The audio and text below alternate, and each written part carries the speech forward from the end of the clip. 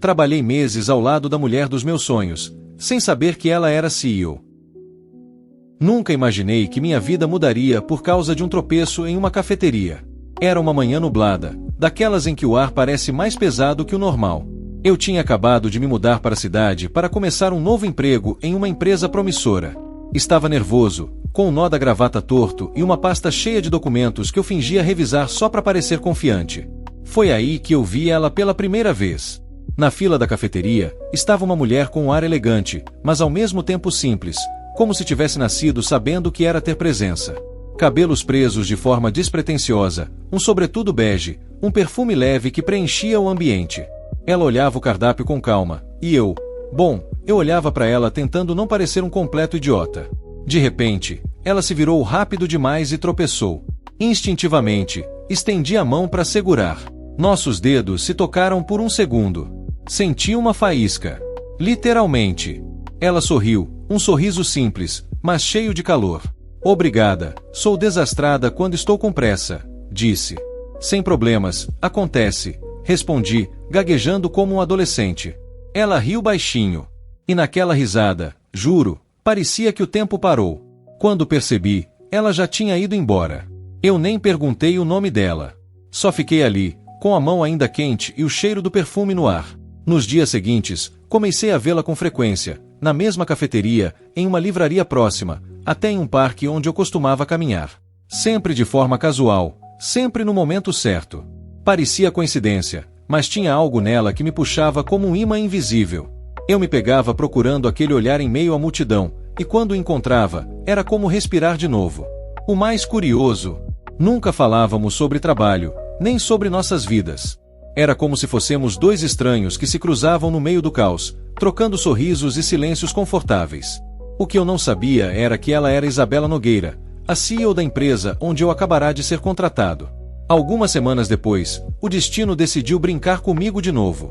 Eu estava entregando relatórios na sede da empresa quando esbarrei em alguém no corredor. Ai, desculpa, exclamei, tentando segurar a pilha de papéis que voou das minhas mãos. Nossa, cuidado! Respondeu uma voz familiar. Olhei para cima, e era ela, a mulher da cafeteria. Meu coração disparou. O cérebro, por outro lado, entrou em pane. Conversamos por alguns minutos, rimos da coincidência absurda, e ela parecia tão tranquila, tão próxima, que era impossível imaginar que eu estava falando com alguém tão importante. O tempo passou, e comecei a perceber que a via com mais frequência do que parecia normal. Às vezes em reuniões, às vezes no elevador, às vezes de relance pelos corredores. E a cada encontro, aquele frio na barriga voltava com força. Eu estava me apaixonando por ela, sem saber quem ela realmente era. A verdade veio numa manhã de segunda-feira. Nos chamaram para uma reunião geral. Eu estava lá, tentando parecer ocupado, quando a sala se abriu, e ela entrou. Imponente. Confiante. Um olhar que fazia qualquer um calar a boca. O gerente ao meu lado sussurrou, aí vem a CEO, Isabela Nogueira. É uma mulher incrível. Meu coração parou por um segundo. A cafeteria, o parque, os sorrisos, as conversas casuais, tudo fez sentido. Eu me apaixonei pela CEO. A partir daquele dia, trabalhar ao lado dela virou um teste de autocontrole. Cada olhar, cada toque acidental ao passar um documento, cada elogio disfarçado em conversa profissional, tudo parecia uma faísca prestes a incendiar algo. E o pior é que parecia ser recíproco. Isabela era profissional ao extremo, mas havia pequenos gestos, o jeito que me olhava por um segundo a mais, o sorriso leve quando eu fazia alguma piada nervosa, a maneira como às vezes ela me chamava para tomar um café para falar de trabalho, mas acabávamos falando sobre livros, viagens e filmes antigos. Eu sabia que era errado misturar sentimentos ali, mas o coração não entende hierarquia. Tudo chegou ao limite numa noite de sexta-feira. O escritório estava quase vazio, só nós dois revisando relatórios antes de uma grande apresentação. A chuva batia forte lá fora, e o silêncio entre nós era tão pesado que dava para sentir o ar vibrando. Ela se aproximou para olhar a tela do meu computador. O perfume dela me atingiu de novo, o mesmo da cafeteria. Nossos ombros se tocaram. E foi como se o tempo parasse de novo. Olhei para ela, e ela olhou para mim. Nenhum dos dois disse nada por alguns segundos. Só o som da chuva preenchendo o espaço entre nossas respirações. Você tá bem? Ela perguntou. Tô, só cansado, acho, Respondi, mentindo. Ela sorriu de canto. E naquele sorriso, eu vi tudo o que estávamos escondendo. Alguns dias depois, não consegui mais segurar. Esperei o momento certo, quando estávamos sozinhos depois do expediente.